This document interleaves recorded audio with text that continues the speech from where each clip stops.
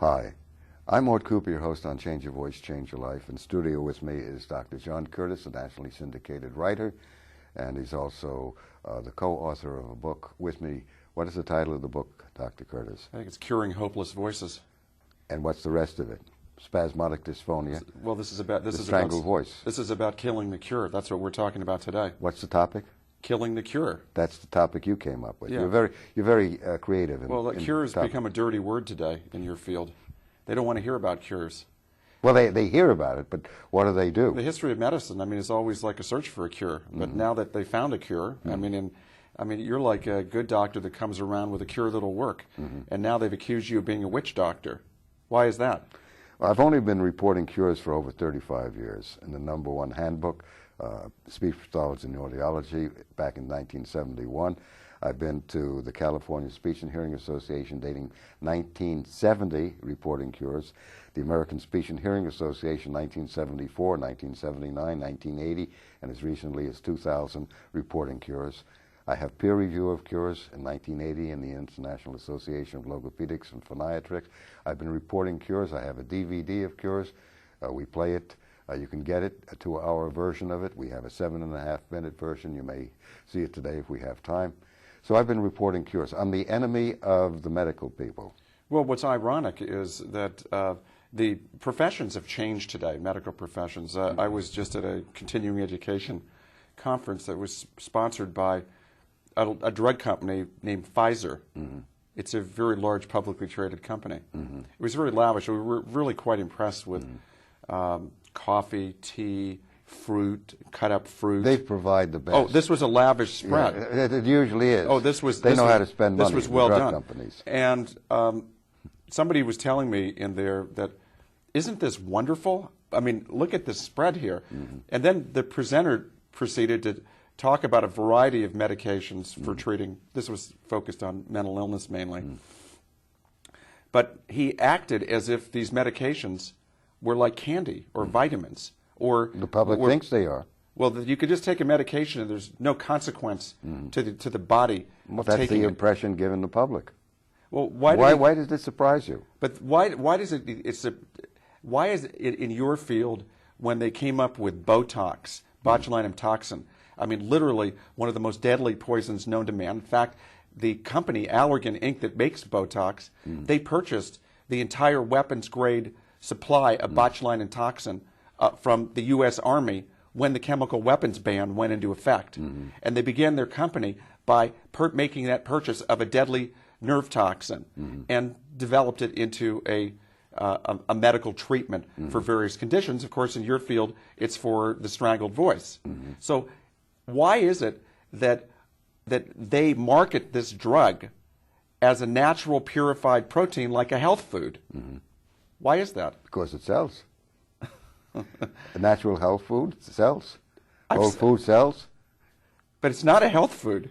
We're talking about injecting somebody with one of the deadliest toxins known to man. And I know in diluted form, yes. Not in the original. In the original state, it's considered one of the deadliest poisons, if not the deadliest poison. But they're diluting it. I believe that the U.S. went to war against Saddam Hussein, if I'm not mistaken, because they said he had 500,000 liters of botulinum toxin. That was one of the nerve agents he had. Right, a weapon of mass destruction. That is a very problematic condition. Do you know, folks, that a thumbnail of undiluted botulinum toxin can kill 100 to 200,000 people in the few minutes I've read? Now, I think it's I want you to explain to me, you treat a variety of patients that have received Botox treatment, and these patients, and I've talked to some of them, are extremely scrupulous people, very, almost paranoid about toxins in the water supply. They usually come in with bottles of water that they get. They're filtered You bottles. like irony. They won't drink out of the tap because they're afraid of being poisoned. You see the irony of it, but they're going to have Botox. No, they've received Botox. Yes, they sometimes repeated up to 100 shots. No, not 100. No, they don't go up to that. They go. The most I've ever heard, I've read, and probably there are more, but the most I've ever heard is 50 Botox shots. And I spoke with the fellow who had 50 Botox shots and had no voice. He lost his job as well. But I've never heard more than 50, but apparently there could be. Nobody knows. Well, why are they so concerned about toxins in water that they would drink out of a tap, but they're not concerned about toxins that are being injected by their physicians in a white jacket? There's a disconnect. And they trust their physicians. In other words, they should. Who else are you going to trust? Well, how about your body?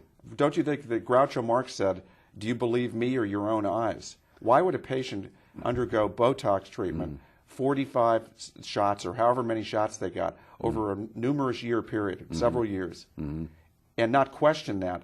But they come into your treatment, and then in 2 days or 3 days, they're questioning what you're doing. Why don't they cut you some slack? Because they believe in what is. They trust the establishment. They trust the status quo. They're well-intentioned. What I'm doing is telling them they're misusing their voice. They're causing the problem called spasmodic dysphonia, and that is not a neurological problem. It's not a psychiatric problem per se. It's caused by misuse of the voice. And that is and I showed them how to use the voice. A stunning So you're changing a personality. What is your comment? No, I mean, I think it's a stunning, it's a shock when you tell them they don't have a neuromuscular disease. Why are they so surprised about that? Because I'm not wearing a white jacket. And when I did wear a white jacket, which was told that I wear it at UCLA when I was on the staff and faculty, patients believe me more readily than if I don't wear a white jacket when I'm in private practice. So the answer is image. And when you change the person's voice, you're changing their self-identity. You're changing their image. And they fight like all heck to avoid that. They want to be their old self. They don't realize that they have misused their voice for one reason or another. My take on it is they've been talking wrong for a long, long period of time, or they have had a cold or an upper respiratory problem or bronchitis setting off the condition called spasmodic dysphonia. The medical field does not comprehend that misuse of the voice is involved. They believe it's a disease. They believe it's a basal ganglia problem, a deficiency. They believe that it's a neurological problem, a dystonia. They believe it's genetic. They believe it's molecular, biologically caused. And then there are the crackpots that those who are in the ear, nose, and throat field say of the psychiatrists that the condition is psychiatric, because the psychiatric people never have a single cure. But then in 135 years, but then the answer then to the ear, nose, and throat people is neither have you had a single cure, but they say they're only new to the field, dating back to 1960, when they believe the study of Rowe, Brumlick, and Moore said, and they believe it's documented, it's not, it's suggestive, that the cause of spasmodic dysphonia is neurological based, but it's not. It can't be, because I can't cure a neurological problem. Well, I know that the leading researcher at the National Institutes of Health, her name is Dr. Christy Ludlow. I asked her a very simple question, and it wasn't complicated really. It was as a journalist, I asked her, Dr. Ludlow, could you please tell me whether you've received any compensation, money, stock options, any kind of remuneration of any kind over the last 15 years from Allergan Inc., the maker of Botox? I said, it's not illegal. Your director of the National Institutes of Health allows researchers to have dual relationships with pharmaceutical companies. Can you tell me whether you've received any remuneration of any kind from Botox, from Allergan, the maker of Botox? And she said to me, I can't answer your question. And she said to me, I said, why? It's a yes or no question. You either have or you haven't. Can you just answer it yes or no? No, I can't answer you. You'll need to talk to the Freedom of Information officer at the National Institutes of Health. And you know what? After an extensive investigation where they actually went through the steps, the motion, they produced some documents. And you know what the documents were? They were letters from individuals who had participated in letters by her, Dr. Ludlow, to individuals who had participated in some workshops that she had put on that were sponsored by the drug maker Allergan, okay, that thanked them for participating. The question I asked her was whether she received any money. Those are the documents that, under Freedom of She Information... doesn't want to answer your question. Dr. Curtis, people want to keep their privacy. I would like to know how many people giving Botox shots to their patients own Allergan stock. It's just a question I have. I haven't voiced it, but it is entered my mind. There are only 200 ear, nose, and throat doctors and some neurologists giving Botox shots. Only 200 of 14,300 ear, nose, and throat doctors. So it's a question that has popped into my mind. But let's take a look and see what the situation is when we look at a DVD. It's a short one on cures of spasmodic dysphonia. What is the title of this program? It's Killing the Cure. Yeah, My Field Kills the Cures. Let's take a look and look at cures of spasmodic dysphonia. Thank you.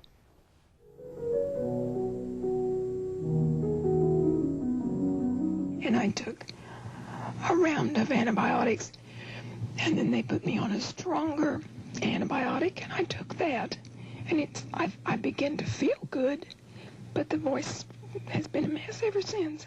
I'm commission sales at Sears, and that's my livelihood, is my voice. I got so depressed just not being able to talk that it definitely affected my life.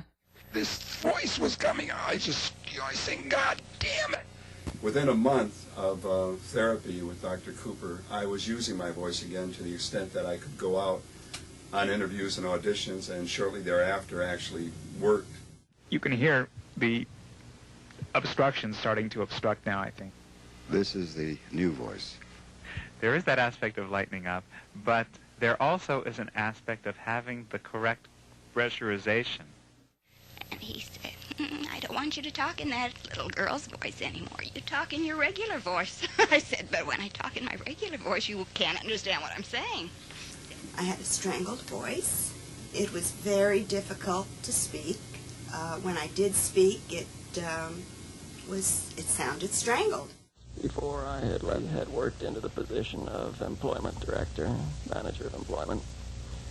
And he continued to make overtures. To pick her up before too late and take her home. Do I feel that I'm likely to go back to it? No, I don't. Ronald Figure. Okay, how long have you had this condition? A year and a half. And he says, well, Ron, I'll give you 3 options too. He says, you can continue coming here for shots. You can call that doctor in California to schedule a surgery if you'd like. And then he goes, oh yeah, by the way, Ron, there's also this other guy. Go to his website, and he wrote down his name, thevoicedoctor.com, and handed it to him, and he says, check out this guy. He says he has a cure. And so I found on the dystonia page that something that plagued people with focal dystonia was very often spasmodic dysphonia. And they called it, multifocal dystonia. And I, as a patient who has experienced the fear and agony of thinking that my voice is disappearing. It just got really bad lately. It chokes up. My voice chokes up. I can't breathe. I feel like I'm running out of air. I didn't think that it could be so simple, but it was. When the sunlight strikes raindrops in the air, they act like a prism and form a rainbow. When the sunlight strikes raindrops in the air, they act like a prism and form a rainbow. Gradually through a period of a year, it kept getting progressively worse where within a matter of days it would occur. Wait a minute. This is the patient's recovered voice. The mastoid muscle. And then I'd go in and start talking to my boss, and at the end of like a sentence, it would start dropping. And he'd say, what's wrong with your voice? And I'd say, I don't know. I thought, what's happened? What have I done to myself? I know no one out there has this horrible problem I've got. But I found out there's an awful lot of people walking around out there in this world that have the spastic dysphonia. And they